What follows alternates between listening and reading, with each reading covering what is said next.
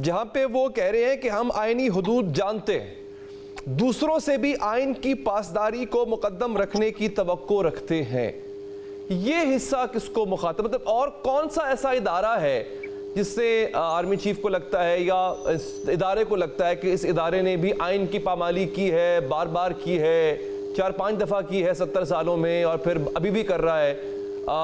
Army chief को क्या लगता है कि कोई और इदारा है जो ऐसा कर रहा है और वो बाज नहीं आ रहा?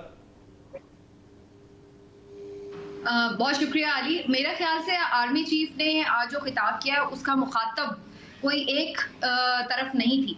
उसमें वो लोग भी शामिल थे जो सोशल मीडिया पर बात करते हैं, उसमें वो लोग भी शामिल हैं जो मीडिया पर बात करते हैं, उसमें वो लोग भी शामिल है जो कहीं जेल की काल कोठरी में बैठ के बात करते हैं, उसमें वो लोग भी शामिल हैं जो अदालतों में बैठ के बात करते हैं। तो आज उन्होंने काफ़ी कॉम्प्रिहेंसिव किस्म का अहाता किया है, और जो मुखातब थे उनके वो बंदा था जो इजहार की एक आज़ादी रखता है या इजहार कर रहा है किसी भी प्लेटफॉर्म से। जो आपने ये बात कही कि आर्मी चीफ ने पहले ये बात नहीं कही, आर्मी चीफ कंटिन्यूसली ये बात कह रहे हैं, और सोशल मीडिया के हवाले से उनकी जो रिजर्वेशंस हैं वो इवन फॉर्मेशन कमांडर्स में, कोर कमांडर्स मीटिंग्स में, या कहीं पे भी उनका खिताब होता है, कहीं पे वो जाते हैं दौरों के लिए, वहां पर भी वो हर जगह तकरीबन इस बात को मेंशन कर रहे हैं। तो वो इसकी एक इम्पोर्टेंस को समझ रहे हैं कि जो सोशल मीडिया पर जिस तरह से चीजें चल रही हैं उसको कैसे इंगेज करना है, कैसे टैकल करना है, कैसे आप कंट्रोल का लफ्ज कहना चाहें तो कंट्रोल करना है। मतलब ट्विटर तो बंद कर दिया ना, मतलब हुकूमत तो ये कहती है कि सिक्योरिटी इदारों के कहने पे उनकी रिपोर्ट्स पे ट्विटर बंद किया गया है, तो आज़ादी इजहार का जो एक जरिया था वो तो ऑलरेडी बंद पड़ा हुआ है, जहां पे बड़ी खुल के आज़ादी इजहार राय किया जाता था, तो उसको तो बंद कर दिया। अब और क्या रह गया पीछे? अब और अभी भी बहुत कुछ रह गया ना। अभी भी आप देखिए बात तो हो रही है, कहीं वीपीएन लगा के हो रही है, कहीं जेल से हो रही है, कहीं कोर्ट से हो रही है। और जो आपने आइन की बात की ना, ये बात बड़ी दुरुस्त है कि इस आइन को हर किसी ने अपने अपने तौर पर रौंदा है। मजे की बात यह है कि जिसने भी रौंदा है ना अली, उसने कभी नहीं आकर कहा कि उसने आइन शिकनी की है, या वो ये समझे कि उसको आइन में अपनी हुदूद का पता नहीं था।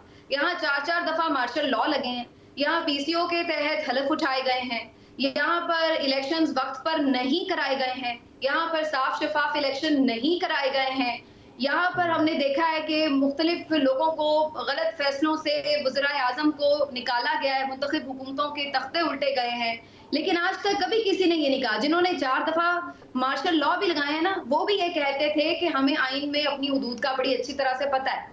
लेकिन दूसरी तरफ एक हकीकत है जो अभी चंद दिन पहले अतर मिनल्ला साहब जो कि सुप्रीम कोर्ट के एक सीनियर जज है, उन्होंने कोर्ट में ही बयान कर दी थी कि आइन तो महज का एक टुकड़ा रह गया है, एक टुकड़ा बन के रह गया है। तो देखिए ये हकायक अपनी जगह मौजूद है। अब बात यह है कि हर किसी ने अपना हिस्सा डाला इस आइन को बेतौकीर करने के लिए, और ये बात मैं बिल्कुल मोना की इससे इत्तफाक करती हूँ कि जहां हम ये देखते हैं कि हर किसी को जहां आइन में अपनी कोई चीज जो उसको सूट करती है वो उसको उठाता है, उसके ऊपर बात करता है, लेकिन बाकी जो आइन की शिकें होती हैं उसको हम कहीं और रख देते हैं। जो मफाद आमा की शिकें हैं जो सीधी सीधी आवाम से जुड़ी हुई हैं, उन पे तो कभी कोई बात ही नहीं करता, लेकिन अहम डिबेट हो जाते हैं आइन के। हाँ, बड़ी अहम डिबेट खोल दी है आर्मी चीफ साहब के इस बयान ने। फिर वो कहते हैं कि ताकतवर सी बात करेंगे ना, जिसके पास ताकत है, जिसके पास इख्तियार है, the one who is calling the shots according to them, उनको जो लगता है हम उन्हीं से बात करें। और किससे बात करें? और किसी के पास देने के लिए कुछ है क्या? ये सिर्फ उनको नहीं लगता है अली, ये हमारे मुल्क की एक हिस्ट्री भी है। देखिए अगर हम ये बात कह रहे हैं कि सियासी जमातें, और एक नहीं बाकी भी सब इसी तरह एक सर्कल में यही कुछ करती है, हमें नजर आती है, ये बात दुरुस्त है, मैं इससे कोई इख्तलाफ नहीं कर रही, लेकिन ये भी तो देखिए ना कि दूसरी तरफ भी कोई तो है ना जो उन्हें कंधा हमेशा फराहम करता चला जा रहा है। अगर वो कंधा मांग रही हैं तो उन्हें कोई कंधा दे भी तो रहा है ना। तो ये भी एक अनफेयर बात है कि हम सिर्फ कंधा मांगने वालों को तो क्रिटिसाइज करें लेकिन कंधा देने वालों को क्रिटिसाइज ना करें।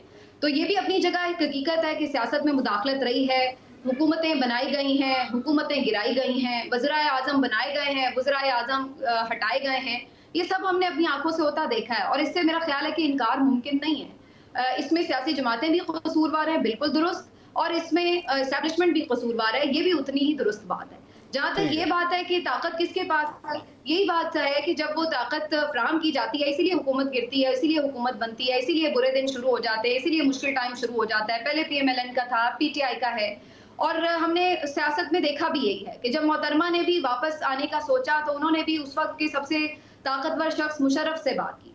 जब PMLN पे बुरा वक्त आया तो उन्होंने भी बाजवा साहब के साथ ही डील की और उनके तमाम जो आजकल के लोग हैं वो आके इसको बता रहे हैं बरमला। मोहम्मद जुबैर साहब की आप गुफ्तगू सुन लें, आप ख्वाजा आसिफ साहब के तराफात सुन लें, आप बहुत सारे, अब तो सारी हकीकतें खुल चुकी हैं, जो उनके इत्तेहादी हैं वो खुद बताते फिर रहे हैं कि क्या हुआ था और कैसे हुआ था। समीना साहब, तो देखिए जब उन्होंने भी अपने मामलात हल किए तो